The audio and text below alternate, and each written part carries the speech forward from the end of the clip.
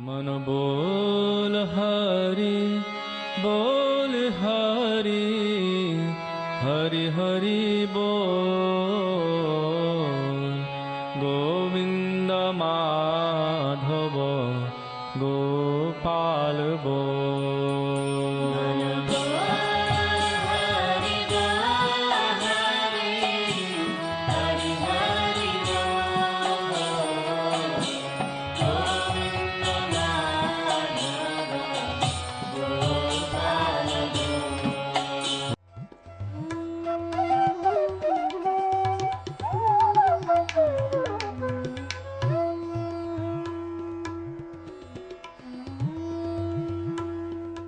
ओम विष्णुपाद अष्टोत्तर श्री श्रीमद् भक्ति वेदांत नारायण गोस्वामी महाराज जी का शुभ आविर्भाव सन 1921 में बिहार के बक्सर जिले में मौनी अमावस्या के दिन अर्धरात्रि में हुआ था। प्रारंभ से ही इनकी धर्म में रुचि थी। बचपन में ही उन्होंने गीता रामायण आदि का अध्ययन किया था। संसार से अत्यंत तीव्र वैराग्य होने के कारण 25 वर्ष की आयु में ही वे गृहस्थ जीवन त्याग कर मठ में निवास करने लगे। सन 1946 में उन्होंने नित्य लीला प्रविष्ट ओम विष्णुपाद श्री श्रीमद् भक्ति प्रज्ञान केशव गोस्वामी महाराज जी से विधिवत दीक्षा प्राप्त की तथा सन 1954 में संन्यास ग्रहण किया। मथुरा में निवास करते हुए अपने गुरु की आज्ञा तथा कृपा से अनेक ग्रंथों का हिंदी भाषा में अनुवाद किया है। इनके प्रमुख ग्रंथ हैं श्रीमद् भगवद गीता, गीत गोविंद, जैव धर्म, वेणु गीत, भजन रहस्य, ब्रजमंडल परिक्रमा, श्री श्री वृहद भागवतामृतम। इन सभी ग्रंथों का English, Spanish, Dutch, French, German, Russian, Italian, Portuguese, Chinese आदि विश्व की अनेक भाषाओं में अनुवाद हो रहा है। लगभग पिछले 60 वर्षों से श्रील भक्ति वेदांत नारायण गोस्वामी जी महाराज ने भारत एवं विश्व के सभी प्रमुख देशों में शुद्ध भक्ति का प्रचार किया, अर्थात भक्ति योग की शिक्षा प्रदान की। श्रील गुरुदेव के भक्ति प्रचार कार्य से प्रोत्साहित होकर अमेरिका के ह्यूस्टन के मेयर द्वारा श्रीमान लीपी ब्राउन ने 31 मई सन 2003 को इन्हें ऑर्डिनरी सिटीजनशिप एवं गुडविल एम्बेसडर के सम्मान से विभूषित किया। सन 2003 में ध्वजाचार्य पीठ तथा विश्व धर्म संसद ने श्रील गुरुदेव को कृष्ण भक्ति, विश्व भर में सनातन धर्म के प्रचार प्रसार तथा ब्रजमंडल के संरक्षण एवं पुनरुद्धार हेतु अनेक अथक प्रयासों के लिए योगाचार्य की उपाधि से सम्मानित किया। इस प्रकार संपूर्ण विश्व में प्रेम धर्म का प्रचार प्रसार करते हुए श्रील भक्ति वेदांत नारायण गोस्वामी जी महाराज ने 29 दिसंबर 2010 को श्री जगन्नाथपुरी में अपनी भौम लीला को संवरण किया। वे अपनी दिव्य शिक्षाओं में और अपने निष्कपट आश्रित जनों के हृदय में सर्वदा विराजमान हैं। सबसे पहले मैं अपने गुरुदेव नित्य लीला प्रविष्ट ओम विष्णुपाद अष्टोत्तर परिवर्जिकाचार्य श्री श्रीमद् भक्ति वेदांत नारायण गोस्वामी महाराज जी के चरणों में प्रणाम करता हूँ। नित्य लीला प्रविष्ट ओम विष्णुपाद अष्टोत्तर परिवर्जिकाचार्य श्री श्रीमद् भक्ति वेदांत स्वामी शीला प्रभुपाद के चरणों में प्रणाम करता हूँ। अपने परम गुरुदेव नित्य लीला प्रविष्ट ओम विष्णुपाद अष्टोत्तर परिवर्जिकाचार्य श्री श्रीमद् भक्ति प्रज्ञान केशव गोस्वामी महाराज जी के चरणों में प्रणाम करता हूँ। अपनी पूरी गुरु परंपरा के चरणों में प्रणाम करता हूँ। आप सब भक्तों का, श्रोताओं का स्वागत है। मेरा एक ये प्रश्न आज आया, क्या भगवान नाम की कोई चीज है भी सही? क्या भगवान नाम का कोई व्यक्ति है भी? कैसे पता चलेगा कि कोई भगवान है? देखिए, हमारे गुरुवरों ने बड़े सुंदर रूप में इसका विश्लेषण किया है। उन्होंने कहा, देखो, क्या आज सूरज निकला था? आप कहेंगे हाँ। हो सकता है आप ना जागे हो, लेकिन आप ये मानते हो कि सूरज अपने समय पे निकला था। और अगर हम बोलें कि आज सूरज डूबेगा भी, तो आप कहेंगे हाँ, डूबेगा भी। तो आप इस बात को मानते हैं कि हम उठे ना उठे, लेकिन वो सूरज निकला होगा, सूरज डूबेगा भी। रात को चंद्रमा निकलेगा और डूबेगा भी। आप अगर देखिए, सूरज अगर एक दिन नहीं निकलता, आप मान लीजिए अगर सूरज का लिश्कारा पूरे धरती से 18 घंटे के लिए भी अगर निकल जाए, जितनी ऊर्जा शक्ति वो देता है, जिस वजह से इतनी नदियां बह रही हैं। देखिए नदी क्यों बहती है? सूरज की शक्ति से बहती है। नदी क्या करती है? उससे बांध बनाए जाते हैं, उससे बिजली आती है। सूरज की शक्ति से नदियां कैसे बही कि भाई वो जो समुद्र का जल वो चढ़ा, वो बादल बना, बादल से नदियां बनी, नदियों से बांध बने और बांध से बिजली बनी, और वही सूरज से। आप ये देख लीजिए जितने पेड़ पौधे हरियाली है, ये सूरज की गर्मी से होती है। सूरज की किरणें पड़ती हैं, इन पेड़ पौधों पे हरियाली आती है। हमारे विज्ञान में, बायोलॉजी में ये कहा जाता है, कहते हैं फोटोसिंथेसिस। मतलब क्या है कि सूरज के ताप से ये हरियाली जो है, इसमें सब्जियां आती हैं। और ये भी वैज्ञानिक रूप से मान लिया गया है कि जो फलों में रस और सब्जी में रस आता है, वो आता है चांद से। तो ये चांद और सूरज कहां से आया और इसकी शक्ति किसने दी? कोई भी व्यक्ति पूछेगा ये कहां से आया। फिर देखिए, ये बीज है एक गुलाब के फूल का। गुलाब का पौधा उससे उगता है। उस बीज में तो कोई खुशबू नहीं है, लेकिन जब उस बीज को डालते हैं, और डालते भी कहाँ है? मिट्टी में। मिट्टी से निकलता है गुलाब का पौधा। पौधे में फूल लगते हैं। फूल में कितनी खुशबू है, इतनी सुंदर खुशबू किसने भरी? उस फूल के जो फूल के अंदर जितने भी पत्ते हैं, वो किसने सुंदर तरह से लगाए? एक बीज से ये फूल निकला, फूल में इसमें खुशबू किसने भरी? अगर कोई कहे ये अपने आप हो रहा है, तो ये उसकी बुद्धि ठीक नहीं है। फिर वो उसी तरह हो गया, एक बच्चा एक घड़ी को देखता है और वो ये कहता है कि देखो कितना अच्छा खिलौना है, 3 डंडियां जो हैं वो नाच रही हैं। ये उस बच्चे की तरह हो गया। लेकिन एक बुद्धिमान पुरुष, मान लीजिए उसका पिता, वो क्या देखेगा कि मैंने ये घड़ी खरीदी थी, इसके क्या देखने के लिए? समय देखने के लिए, दिन रात कितने बजे होते हैं, कितने बजे हैं, और इसको बनाने के लिए कितनी बड़ी फैक्ट्री बनी होगी। बच्चा क्या देख रहा है? नाचती हुई सुइयां देख रहा है।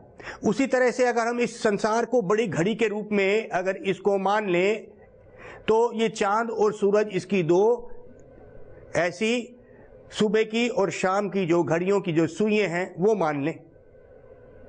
बुद्धिमान व्यक्ति समझता है कि ये किसी ने बनाया होगा। जिस तरह पिता जानता है कि घड़ी को बनाया होगा, लेकिन बच्चा उसको खेल में ले लेता है। अगर हम इसको सोचें कि किसने बनाया है, तो भगवत गीता में अगर हम 15वें अध्याय के 13वां श्लोक के ऊपर थोड़ा सा प्रकाश डालते हैं। 15वें अध्याय के 13वां श्लोक में ये लिखा है, गम अवेश्या च भूतानि धर्यायामी च ओजसा पोषणामी च औषधि सोमो भूत्वा रसात्मिका। एक एक शब्द हम देखते हैं कैसे, क्या मतलब है इसका। गम अवेश्यामी, गम मतलब ग्रह, जो ग्रह चल रहे हैं, चांद सूरज और ये जितने तारे, ये ग्रह हैं। गम अवेश्या च भूतानि, आवेश मतलब इसमें मैं आवेश करता हूं, प्रवेश कर जाता हूं। कौन कह रहे हैं? कृष्ण। गम अवेश्या च भूतानि धर्यायामी, धर्या मतलब धरना, धर्या आमी मैं, धर्या आमी च ओजसा, ओजस का मतलब होता है शक्ति। तो कृष्ण यहाँ पे भगवत गीता के 15वें अध्याय के 13वें श्लोक में ये कहते हैं कि मैंने उन ग्रहों को अपनी जगह धरा और मेरी शक्ति से ही वो चल रहे हैं। पोषणामी च औषधि, पोषण मतलब उसको शक्ति देना।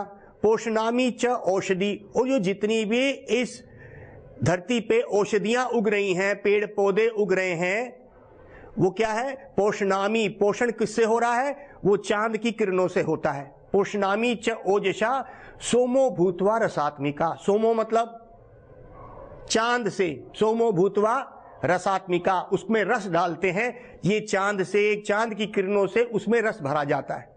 तो भगवान ने कहा मेरी शक्ति से मैंने उसको धरा, और उस चांदनी की शक्ति से यहां पे उन पेड़ पौधों में सोमो भूतवा रसात्मिका, रस आत्मिका, उसमें रस भरा गया। आगे देखिए 15वें अध्याय का ही 19वां श्लोक, 14वां श्लोक, उसके अगला श्लोक। अहम वैश्वनारो भूतवा प्राणिनाम देहम आश्रिता प्राण अपान संयुक्त कंठा पचामी अन्न चतुर्विधाम। क्या बोलते हैं भगवान? अर्जुन को भगवत गीता में 15वें अध्याय में ये बोल रहे हैं 14वें श्लोक में, कहते हैं अहम, अहम मतलब मैं, अहम वैश्वनारो पाचन शक्ति, अहम वैश्वनारो, वैश्वनारो मतलब पाचन शक्ति, भूतवा, भूतवा मतलब एक जीवात्मा के अंदर पाचन शक्ति मैं हूं। मान लीजिए जितने भी फल पेड़ पौधों में से ये सब्जियां निकलती हैं, अगर आपके अंदर पाचन शक्ति नहीं होगी तो आप इसको पचा ही नहीं सकेंगे। भगवान ने तो ये रस दे दिया, इसमें इसको पचाने वाला भी मैं ही हूं। भगवान ने बोला कि ये सब मैंने सूरज चांद में जो शक्तियां भरी, उसमें रस भरा, इसमें सब्जियां आई, लेकिन उसको पाचन शक्ति के लिए वो भी मैं ही हूं। अहम वैश्वनारो भूतवा, भूतवा मतलब जीवात्माएं। प्राणी नाम, प्राणी नाम मतलब ये प्राणी नाम जो जीव है। देहम आश्रिता, ये प्राणियों के हृदय में मैं बैठा हूं, आश्रित हूं। प्राणी नाम देहम आश्रिता प्राण अपान संयुक्त कंठा। प्राण मतलब प्राण वायु जो हम अंदर लेते हैं, अपान ये जो निकलती और लेती हुई हमारी प्राण वायु है, संयुक्त इसको इकट्ठा करने वाला भी मैं ही हूं। प्राण अपान संयुक्त इकट्ठा करने वाला, अर्थात अगर जब मृत्यु आती है तो बाहर की प्राण बाहर निकलेंगे, वापिस अंदर हम सांस नहीं ले पाएंगे, जिस वजह से हमारे प्राण निकल जाते हैं। तो भगवान कहते हैं ये जो तेरी सांसों की लड़ी को जोड़ने वाला ये मैं हूं। प्राण अपान संयुक्त कंठा पचामी अन्न चतुर्विधाम। पचामी मतलब पाचन, अन्न, अन्न चतुर्विधाम, ये 4 तरह के जो तू फल खाता है, जो चूसता है, जो पीता है, ये 4 प्रकार के जो तू निगल जाता है, ये 4 प्रकार के जो तरह के अन्न है, इसको पचाने की शक्ति मैं देता हूं। तो यहां पे कृष्ण ने यही बोल दिया, सब कुछ ही वो कर रहे हैं। तो एक आम व्यक्ति जो बुद्धिमान है वो ये समझेगा कि इस संसार को चलाने वाला कोई है। हमारे ब्रह्मा जी क्या कहते हैं वो सुनते हैं। ब्रह्म संहिता में ब्रह्मा जी क्या कह रहे हैं? यत चक्षुरिषा सविता सकल ग्रहाणम राजा समस्त सुरा मूर्ति राशेष तेजा यस्य आज्ञा भ्रमति संभृत काल चक्रो गोविंदमादि पुरुषम तमहम भजामि। क्या कह रहे हैं? यत चक्षुरिषा, चक्षु मतलब आंख, यत चक्षुरिषा सविता, सविता मतलब सूरज, यत चक्षुरिषा सविता सकल ग्रहाणम, सकल मतलब सारे ग्रह चमकाता है कौन? सूरज। सूरज की वजह से पूरा सूर्यमंडल में ग्रहों में चमका दिन आ जाता है, रोशनी आ जाती है। और वही सूरज है क्या? वही सूरज जिसकी एक आंख के रूप में चलता है। ब्रह्मा जी कह रहे हैं जिसकी वो एक आंख के रूप में चलता है। सकल ग्रहणम राजा समस्त सुरा, सुरा मतलब जितने भी देवी देवताओं के लोगों को भी चमकाने वाला ये सूरज है और राजा की तरह रहता है, क्योंकि बिना इसके प्रजा चल ही नहीं सकती। जैसे मैंने बताया, सूर्य ही सारे पेड़ पौधे औषधियों को पैदा करता है, चांद ही उसमें रस भरता है, तो जितनी सब्जियां आती हैं ये सूरज चांद की शक्ति से ही तो आ रही हैं। तो राजा की तरह से वो रहता है, स्वर्ग लोक को भी चमकाता है और इस पृथ्वी लोक को भी चमकाता है, उसकी गर्मी से ही सब चल रहे हैं।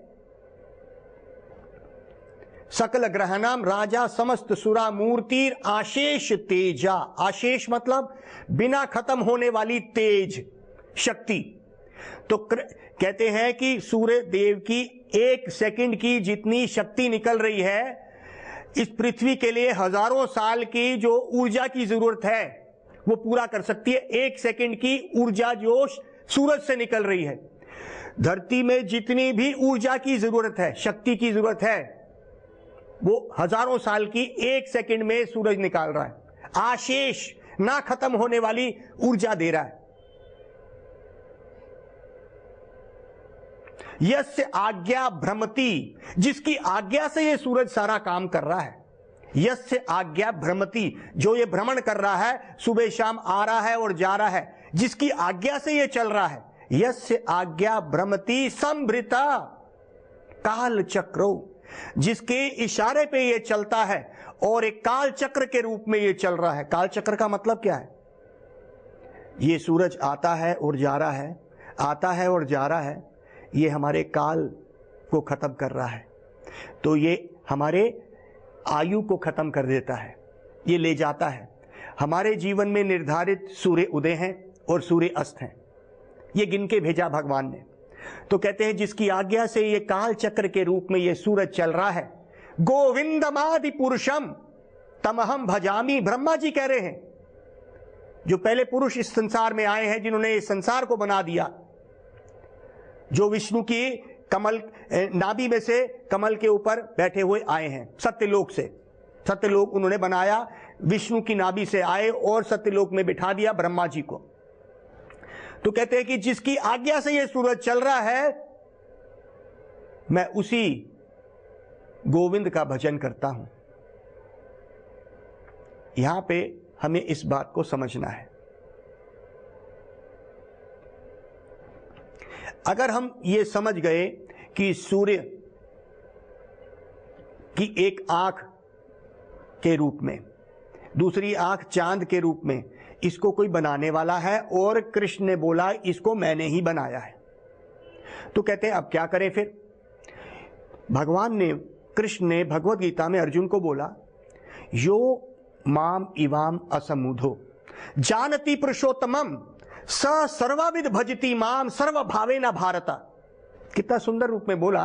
कहते हैं जो इसको जान गया, यो माम इवाम असमुधो, जो बुद्धिमान, असमुधो मतलब जो बुद्धिमान व्यक्ति है, जो इसको समझ गया, इतनी बात हमने करी, अगर समझ गया तो वो क्या करेगा?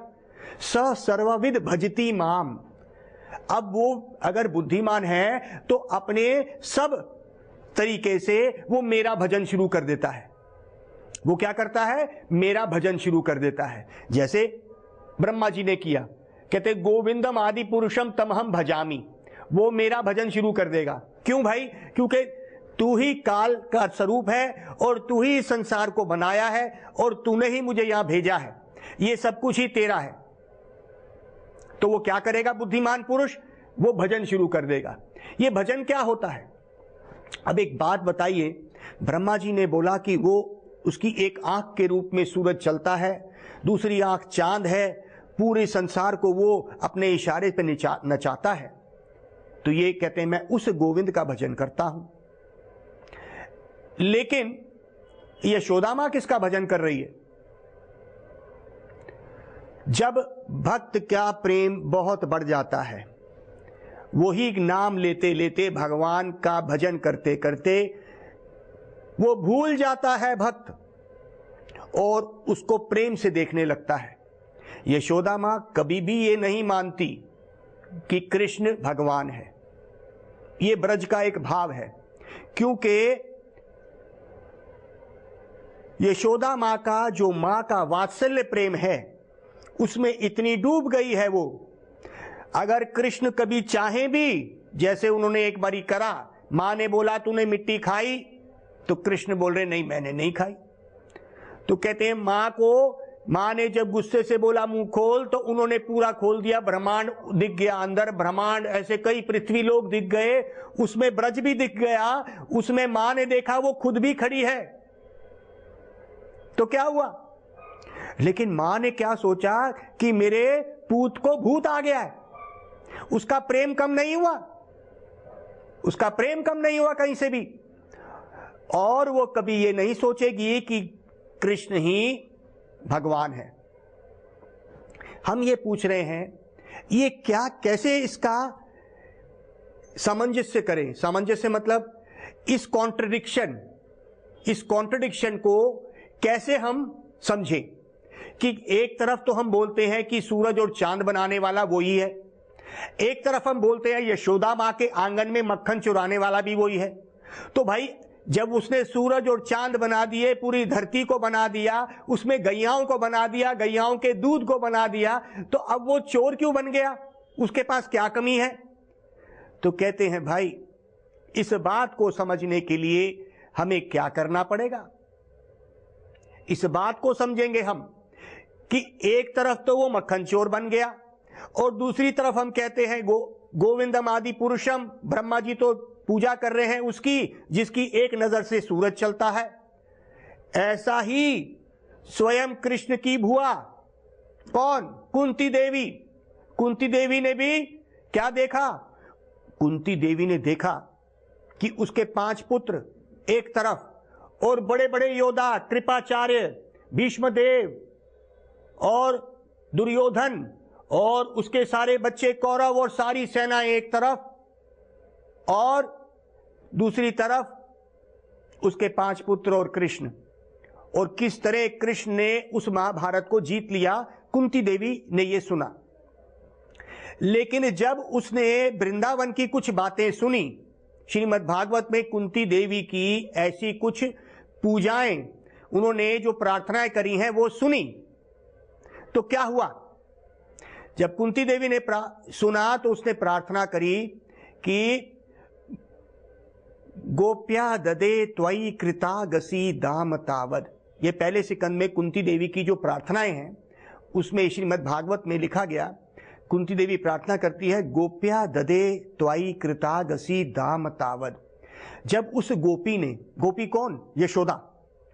गोप्या ददे, तेरे द्वारा किया हुआ जो कार्य था, क्या? तूने मटकी फोड़ी थी और जब वो टूट गई तूने तोड़ी और मक्खन चुरा लिया, ये कुंती देवी ने सुना।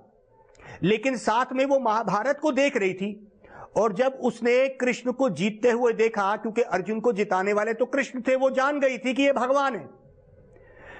और जब उसने ब्रज की उन बातों को, उन कथाओं को सुना, जब क्योंकि वृंदावन से जो कथाएं सुन रही थी वो हस्तिनापुर में बैठी हुई, तो उसने कहा कि जो मैंने सुना है वृंदावन की बातों को, गोप्या ददे त्वयि कृतागसी, जब उस गोपी ने तेरे को बांध दिया क्योंकि तू मटकी फोड़ी थी, और कृतागसी दाम तावत, तेरे को रस्सी से बांध दिया, दाम। यते दशाश्रु कलिलांजना संभ्रमाखम, और तूने क्या किया? तू डर गया, और जो यशोदा मां ने तेरे को सुंदर बनाया था, तेरा श्रृंगार किया था, काजल लगाया था, तेरे को उसमें से आंसू आ रहे हैं।